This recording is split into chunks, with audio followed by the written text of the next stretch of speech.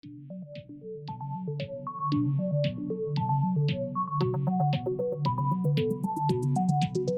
had the chance to have coffee with Craig, our keynote speaker here, probably a year ago, maybe a year and a half ago. And he told me his story. And a lot of people say that they want to speak at our events or that they speak publicly sometimes.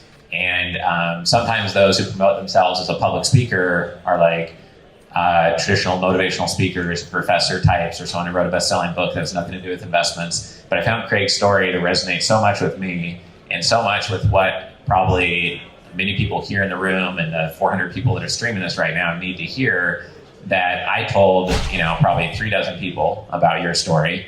And then we were thinking about, how do I have a really great speaker at the real estate event that can get anywhere close to like what Jeff Hoffman delivered in December, and what would be really impactful for this group. And because of Craig's background and his story, I think you're really going to enjoy his talk. So I don't want to give any away that what he's going to talk about, but I know you're going to enjoy it. So let's welcome Craig up here to the stage.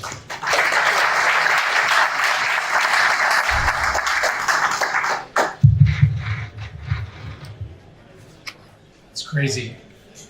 15, 20 people leave after the real estate deal guys are done. And the lead in from Richard was, hey, every quarter I do something really cool with my family. So my job today is maybe give you 5 to 10 ahas or takeaways. I was fortunate. I wrote a book called Fantastic Life and sold a bunch of copies. I'm rewriting it, so it's going to come out.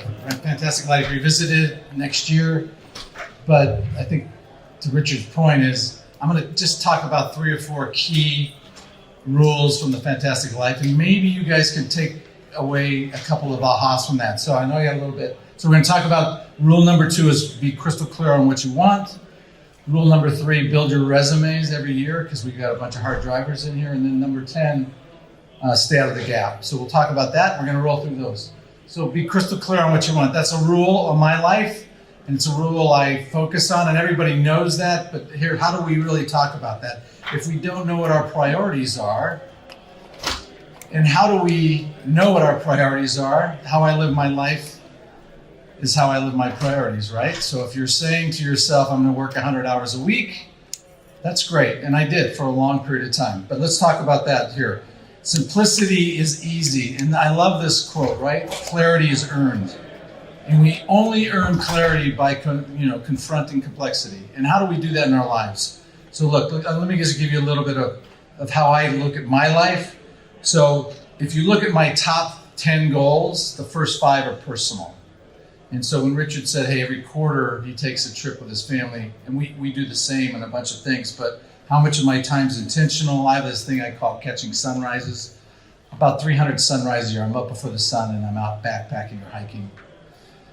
Diet, get out of the matrix, 30 nights on the ground. And then we get to my wife, right? So I'm no good to her unless I'm really good. And then she's next, then my kids, and then finally, this is crazy, and I couldn't say this was all along, but then the professional goals come in. And it's certainly a lot easier to put my professional goals at number 7 or 8 when I've made a lot of money, right? It's a lot easier to do that. But I will talk to you on my other goal, my other rule that we're going to talk about in resumes. I did that all along. So this is how we do, and then this is what we look at for mind share. So think about yourself in terms of how is my mind share, where am I spending my time? And if you're not tracking your time and where you spend it, then you really don't know. So clarity gets you there, okay? So I'll give you an example of what I do. This is a tracking sheet. I track it every day. My son's got a tracking sheet, does it on his phone. But I'm tracking those important things. Did I catch hope? How many hours of sleep did I get? Did I meditate? Did I take a walk? Or how much time did I spend with my wife, kids? Those are the things that I'm tracking right now. And then, these are my kids that I take trips with them all over in the family that we have now. Purposely thinking about my family. And if you're not spending time tracking that, then you're not going to go. You're not going to do it. So the hardest thing in the world is simplify your life. It's super hard to do that, right? I think we all can raise our hands and do that. So think about that rule. I'm going to roll through these really quickly. So the top habit that I would say is the ability every single week to track what you're doing and does it align with what you think you want to do. Did you spend the time with your family? Did you spend the time on yourself? Did you spend the time on your professional life? And if you're not tracking it, that what gets measured gets fixed. And so if you're not tracking it, and again, it's so easy to say up here, but it took me 10 years to really get the tracking system. Now I still change it now. So number one, habit. Number two, everybody says it, get up early, right? You got to get up early, get your sleep in, but then get out of bed. So those are two really good habits, but I would tell you that of all the people that I talk to, and I spend time with people on my team, understanding what your rock goals are, really getting inside those on those clarity is going to really help you. All right, let's talk about this, building your resumes. This flows into your question. I think I look at my life in terms of resumes that I have. So I have top priorities and I turn those into my resume. So every one of my top 5 things, and you saw those on my mind share, here's where I am. I'm first, then my wife, then my kids, and then my business, right? So if I look at that, these are my resumes that I'm trying to build. So if you look at how your personal resume is going to increase, so I have this athletic resume. So, this is my athletic resume over the last 25, 30 years. And every year I'm building that athletic resume. And if I can figure I can add 2 or 3 more things onto it every year, I'm going to be very successful. So I'm now backpacking, but I played professional baseball. I'm in the Taekwondo Hall of Fame. All of these weird things that I've accomplished were set up because I just wanted to build my resume on an annual basis and on a quarterly basis. And you don't have to be, some massive athlete to do cool stuff. It could be simply I wanted to hike in Australia along the Gold Coast, and just that's an athletic thing that you can do. So my sense is, some people stand up here and go, look, I've got all these really cool athletic. Well, you're this super athlete, and that's not the case. The case, like right now, we're training for our hike in Alaska and Australia. So every week we're out doing something super cool, but it flows into my resume. Husband, this is really important. Tracy and I are going to celebrate our 32nd anniversary this year. I think the idea of not being stagnant for those of you with your partner is important. And how do you grow that? And that's incumbent upon me. How am I growing it? So we just got back from 2 weeks in Spain. Next week, we're going 2 weeks to spend with my grandson. The week after that to Chicago. I'm putting those on my calendar to build my resume with her. And if you can continue to do that 32 years into the marriage or 40 years into the marriage is excellent. Kids, so I have a couple of kid ones if you want. I have 2 kids that live in my hometown and 2 kids that don't. I will talk to my kids that aren't here once a week. I see them every 60 days, and I've done that for the last 10 years. If I don't have a track to see them for 60 days, I will fly to have lunch with them, see them, and then come home. So every 60 days, I'm seeing my kids that do not live in my hometown. If they do live where I live in Scottsdale, I see them every week live. And so that's how I'm tracking to build my resume. And I'll track it. Last year, I saw every one of my kids at least 10 months of the year. So as you think about this, the ahas that I'm trying to give you is, and Richard's point so well taken, a man with his health has 1,000 dreams. A man without it has but one. And it's so true, right?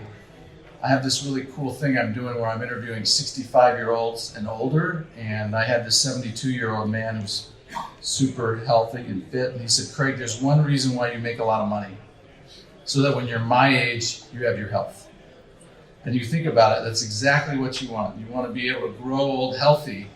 Growing old and being, to Richard's point earlier, not only is death a painful event and a taxable event, but it's also living a life that's not healthy is a shitty way to spend the last parts of your years.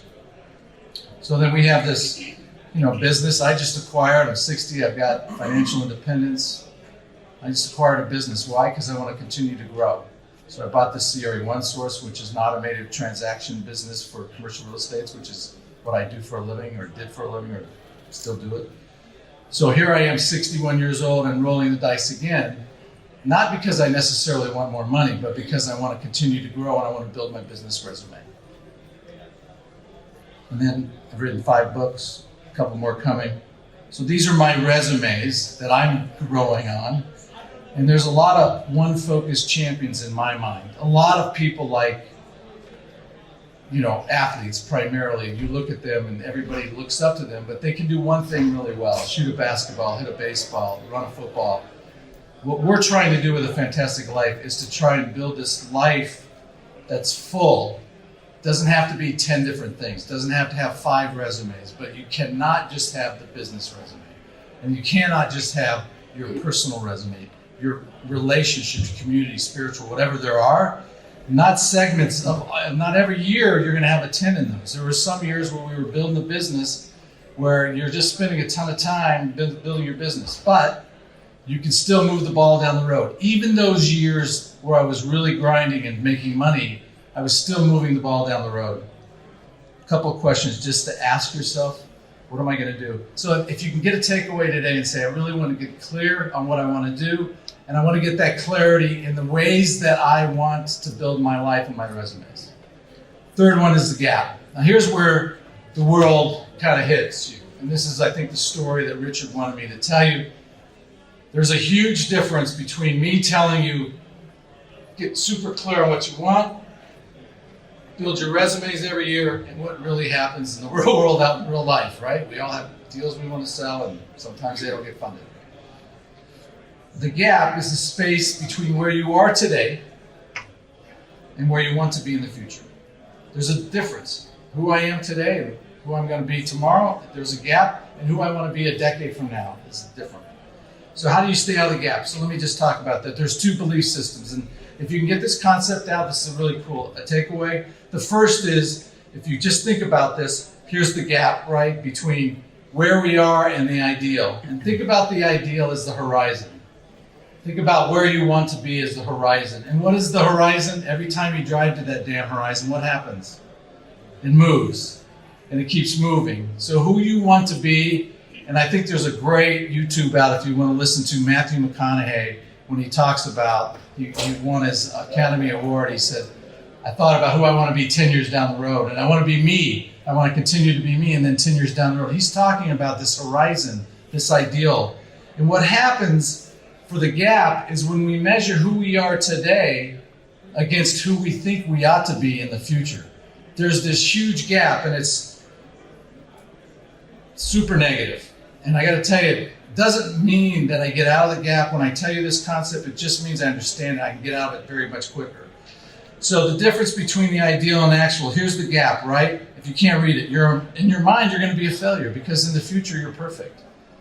I can tell you my gap right now, I got a shit ton of hair, right? Super lean, about $175, right? 18-inch biceps, pretty cool. I don't have those. Something's wrong, right? There's always something wrong because the ideal is perfect. And it's, we do the gap 1,000 times. It's not only for us, it's how we project. I've raised 4 kids, and, we're always projecting on our kids and our spouse and our partners and our business relationships. It's always that way. This is not life, and this will never be it. If you're measuring yourself against your ideal, you're gonna screw up your life. Now there happens to be, and that's failure and disappointment, there happens to be another way to do that. We call it the game. And it's when you measure the ideal, the actual versus goals. This is why we set goals. We want to use the ideal as a directional tool. We want to say, here's the direction we want to head, and that's great. I know where I want to head, but in between, I want to get the goals, right? So here's what happens on the goals. You measure the difference between your actual and where you're going. You always measure against yourself, never against anybody else. One of the biggest things that's happened in our world in the last 10 years, social media, we are always measuring ourselves against all of our friends that happen to be my sons right now in Corfu, Greece. If I measured myself against my son, he just had this incredible trip to the Amalfi Coast in Greece, and all of a sudden I'm in the gap, right? We don't want to be in the gap. We want to measure it against ourselves, what we're trying to do. It keeps you going in the right direction, setting these goals. So how do we stay out of the gap? We start thinking about what our goals are, what's important to us. Stop measuring. Comparison against others will screw you up. And we want to compare where we are today versus our goals. And we always measure backwards. Okay? All right. Here's 4 ways to do that. Always measure backwards. Number 2, never measure forward. You can look forward, but you don't measure forward. Number 3, forward gives you gas in the tank. It should be exciting. Your future should be exciting. This is where I'm going in the last one. Only look at 90 days at a time. Measure yourself 90 days at a time. You can make progress in 90 days, but you don't have to kill yourself. You're not looking forward that much. So let me give you this. You're going to start this. So this is a story, my story, and you're going to kind of hear what happened.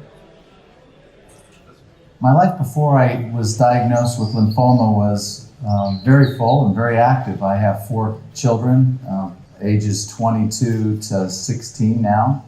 And so we were raising 4 kids. I started this company here, Lee & Associates, in 1991, which is a full-time job. And then I have other interests, including other businesses, as well as other activities that I do, which includes ultra-distance hiking, baseball coaching for my son, daughter coaching softball, all those kinds of things. So I would say my life has been very full before cancer.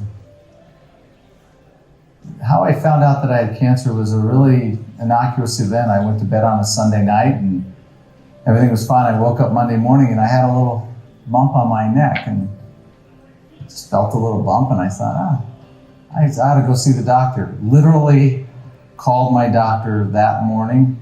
They got me in at 10 o'clock that morning. So within 5 days of feeling a bump on my neck that wasn't there 6 days before I was diagnosed. You know, this is just another hurdle, another detour in my life, and I really wanted to make sure I got to the best care that I could. I wanted to make sure that I had multiple diagnosis, so I was in the right frame of mind, and I viewed it as another obstacle, something that came up that would normally I just handle in any daily business of my life, and I've had for the last 50 years, and so that's what I did. I don't call myself a survivor yet. I don't know if I've had enough time to do that. Today, I breathe in the air and I feel okay. This is good. We're out here in the Squaw Peak Preserve. It's some place that I've been almost 300 days a year for the last 20 years. I hike out here every morning. And we're out here today because this was a part of my treatment, and it's a part of my recovery, and it was a part of my life before, and I didn't want to lose it. And we train in the morning, so every morning we come out here when it's dark and we hike into the sunrise. And one of my things in life is I want to catch 300 sunrises a year. Most of those sunrises are here, but these sunrises really make me grateful that I'm alive. This is something that I did every day when I was in treatment, and I do it every day now, and I did it before. So it's an anchor to my life. It's also a recovery mechanism, and it's finally something that gives me great gratitude for being alive. I get out here and I know that there is a God. I know that there is life after cancer, and I know that if I'm not here, then life is pretty good. So what happens is you have this ideal life that you're looking at, and then you get hit with a curveball, right? Something like cancer, and you spend 720 hours in a 6-month period of time getting chemo. And it really focuses you on what's important. And so one of my points today is like, don't use that to focus you. Don't use me, or use me, but you don't have to do that.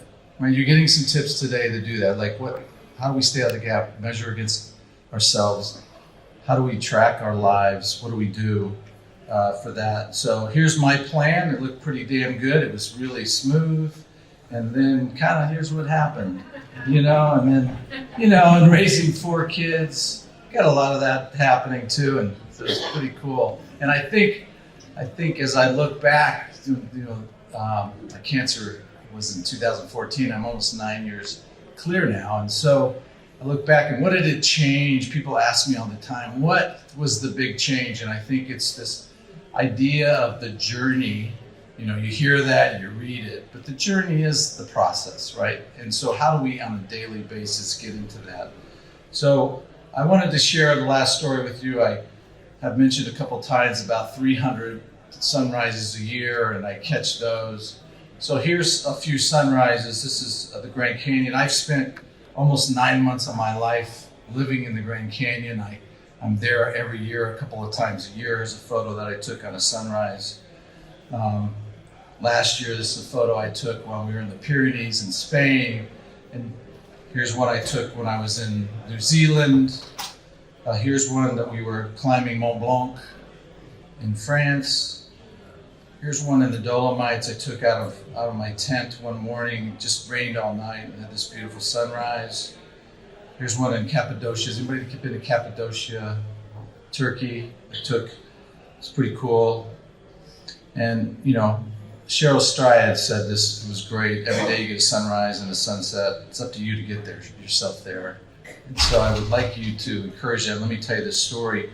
After I got done with chemo, one of my partners was taking his sons up Mount Kilimanjaro, and it was about 5 months to the day after I had chemo, and then I had 30 days of radiation. So I was pretty weak, damn weak. And so he was going. I said, I want to join you. So here we are. I'm up in the very corner up here, and there's our group to climb Kilimanjaro. And so here's Jim, my partner, and his sons, and us climbing up Kilimanjaro. This is literally 5 months to the day. There's, you know, tons of people climb Kilimanjaro. It's a 7th summit, but you can climb. It's not a technical hike. Pretty cool photos, but the real photo, it's not the summit photo. Really, that's a cool photo. We got the summit, and that's our company, Lee, my partner, Jim, but the real photo was the sunrise, right? So if you think about this, 5 months or so after chemo, I'm on the top of one of the tallest 7 summits in the world. This is the kind of thing that you want to use to drive you. And so measure yourself against what you can do, and think about, you know, the journey you're on. It's pretty cool because you can idealize you can see the future, set your goals, celebrate each goal, measure backwards, refocus the next step. You know, we're headed up to Alaska. Every summer I do something cool. This summer we're going to Alaska, but really Alaska is the stepping stone to 6 weeks in Australia in February. And really the 6 weeks in Australia is a stepping stone to next summer in Glacier. And really Glacier is the stepping stone to the next week in the Grand in Italy. So because each time, you know, we always say, when's the best time to plan your next hike? It's before you've done the next hike. And so I'd like you to think about that. Stay out of the gap a little bit. I appreciate your time. Any questions? Got a little bit of time.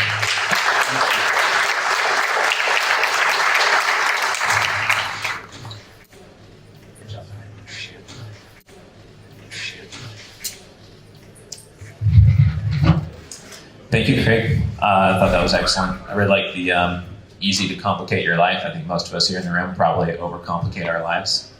And, you know, be super clear on what you want. But the most important reason I wanted to have Craig here today is that why wait? You know, many of us maybe have gone through a period where you're sleeping 4 hours a night and just working like crazy and having 6 shots of espresso a day and just working super hard. But, you know, why wait until you get diagnosed with cancer to focus on what's really important and what you should be spending your time on, and simplifying on what's most important to you and your family?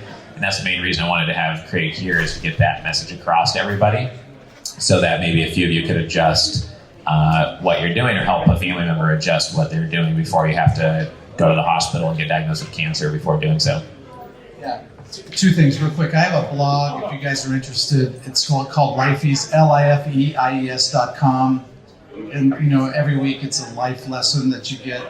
So it's simple. If you want to sign up for it, just go Google Lifeys.com. And then to your point, I did write a little book. If you saw one of those, to your friend, I wrote a book on what's next when somebody gets diagnosed with cancer. And it was what my plan was. And I get nothing out of it. I'm happy to send it. 100% of any dollar I get goes right to MD Anderson. So there's no profit to me. I spend, the dollars are mine. So if you want to reach out to me through Richard, I'm happy to send it to your friend. And if anybody else has that, you can buy it on Amazon, but just know that if I get it, the money doesn't come to me. But it's something that I found, it's just right when you get the slap in the face that something cancerous hit you, and here's what I did. So. What's the name? name of the book? It's called What Next? If you've already pulled it up, What Next? And just if you Google Amazon, our Craig Coppola, you'll find it on that. Thank you.